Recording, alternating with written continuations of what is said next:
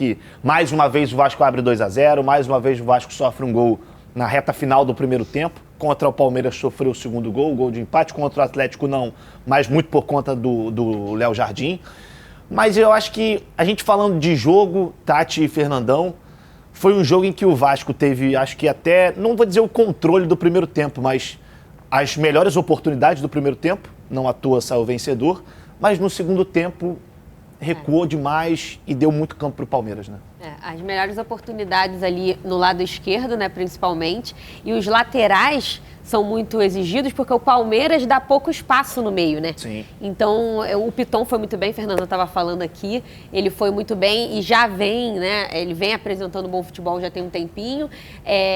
O Jair, o lançamento que ele deu, fundamental para pro primeiro gol ali.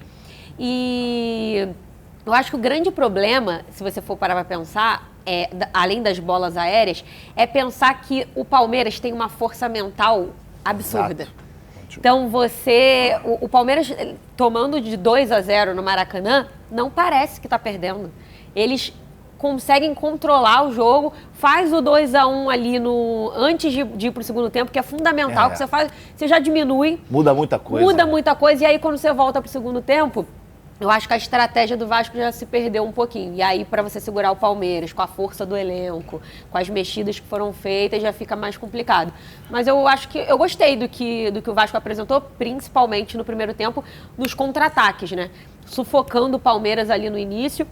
Eu até achei, na hora que o Palmeiras fez o 2-1, quando virou pro segundo tempo, eu pensei assim, acho que vai dar um 3-2, que o Palmeiras vai para cima, mas o Vasco conseguiu segurar. Eu não achei um resultado ruim, assim, pro Vasco, não. E aí, Fernandão?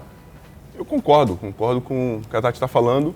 O Palmeiras vem de 2 viradas, se eu não me engano, uma no Brasileiro contra o Cuiabá, e acho que ele virou na Libertadores. Contra o Cerro Porteño, virou. Na Libertadores. Tem força para isso, tem elenco, vem um pouco mexido para esse jogo contra o Vasco. E eu falei num vídeo, até no Instagram, que eu não achava... Qual é o seu Instagram, Fernandão? Oi? Seu Instagram, fala aí pro pessoal que segue lá. Fernando.04Santos. Vai lá, galera. Vai lá. Tem muita coisa de futebol, falando muito de bola lá.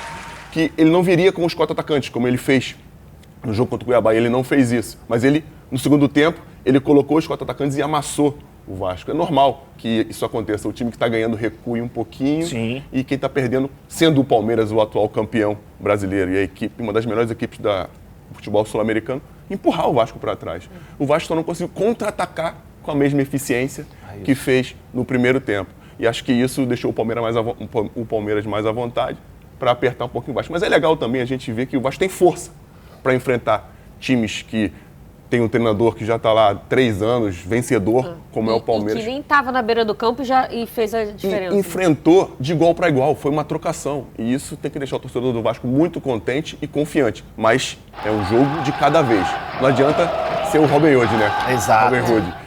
Roubar dos ricos e entregar para os pobres. Essa é uma postura que eu estou curioso para saber como vai ser do Vasco. Quando o Vasco for jogar, por exemplo, contra o Bahia, que não é um time que tem a qualidade que tem o Palmeiras. Será que o Vasco vai ter mais o controle do jogo? E aí a gente lembra também da época do Ramon Menezes, quando era treinador do Vasco, que teve um começo muito bom com o Vasco, depois caiu, foi até demitido.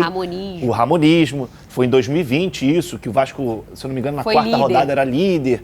E hoje a gente para e observa um Vasco que nas 2 primeiras rodadas não perdeu e jogou contra o Atlético Mineiro, um dos grandes times do Campeonato Brasileiro, e contra o Palmeiras, atual campeão. Dá para o torcedor ter essa esperança de que esse ano vai ser diferente?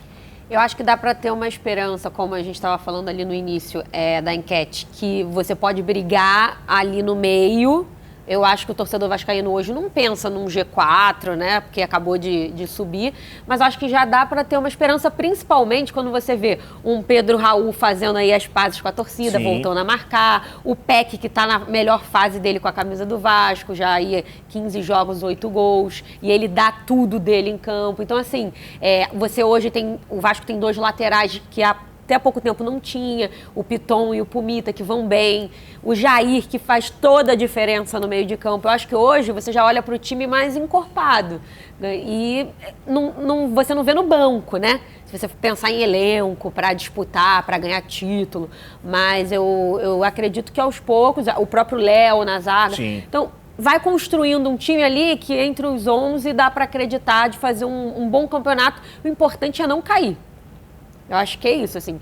Tem que se manter ali e, quem sabe, beliscar ali uma vaguinha, né? No G8. Sim. Tu acha, Fernandão, que esse elenco o primeiro objetivo é não cair ou Acho já sim. dá para pensar um pouco mais Tem alto? que ser objetivo. Qual o primeiro objetivo do Vasco? Vindo de um passado recente. É não cair. Construiu um número de pontos suficiente? Vamos pensar na Sul-Americana. Vamos para a Libertadores. Ou título. Ninguém sabe. Futebol é sempre uma coisa que pode nos surpreender. Só que dentro dessa postura que a gente viu contra o Palmeiras, a gente tem que acreditar que o Vasco pode fazer um bom campeonato brasileiro. Vamos ver como vai ser em São Januário, quando o Vasco tiver a obrigação, né, a postura de propor o jogo, de amassar o adversário, como vai ser isso. Porque a gente vê o Vasco jogando hoje com 3 homens no meio de campo. Sim. 3 homens que não são construtores, né? São dinâmicos, fazem a bola andar, mas não são construtores. O Vasco hoje não tem, esse time que entrou em campo, não tem a postura de controlar o jogo, mas de transições rápidas, tanto ofensiva como defensiva. Em São Januário, a gente sabe como é, eu já joguei no Vasco, sei que a torcida é mais exigente, né? A galera da social ali exige um pouquinho mais. Então, quando for necessário o Vasco propor esse jogo, precisa de um meio-campo mais qualificado. E a gente acha que o Vasco não tem ainda esse camisa 10 no banco de reserva para poder fazer o time jogar. Eu estava no Maracanã e é interessante dizer que em São Januário, ele estava dizendo, a torcida pressiona bastante. Lá tinham muitas famílias, né? É um clima diferente jogar no Maracanã, aquele ambiente pelo público, né? O espaço, enfim. Mas eu senti que o torcedor ficou muito preocupado. Quando o Palmeiras diminui, faz o 2-1, você já vê no olhar do vascaíno a preocupação do, meu Deus, o que vem pelo segundo tempo. E em São Januário já seria pressão, tomou o 2-1, já seria pressão. No Maracanã eu senti o torcedor um pouco mais calmo, mas meio tenso. E ninguém foi lá com o intuito de cobrar, era mais um clima de festa, né? Até porque eu acho que o torcedor tem a ciência de que o Palmeiras hoje é um time muito mais pronto do que o time do Vasco, né? Sim. Que seria muito difícil do Vasco conseguir a vitória. Óbvio que a gente torceu, natural, o torcedor que está no Maracanã vai para ver o time dele vencer. Mas óbvio que todo mundo sabe da dificuldade que é jogar contra o Palmeiras, que nos últimos 100 jogos só perdeu 9. 100? Nos últimos 100 jogos só perdeu 9, é muito pouco. Regular. Exato, assim, e eu gosto muito do Arthur já dentro de campo, e quando ele saiu, quando acabou o jogo, ele fala, o importante foi a gente ter somado ponto. Porque num campeonato como o Brasileirão, você jogar fora de casa contra o Vasco, que é um adversário que, por mais que esteja em reconstrução, tem jogadores de qualidade, não é um negócio ruim você empatar com o Vasco dentro do Maracanã, e eu estou totalmente de acordo.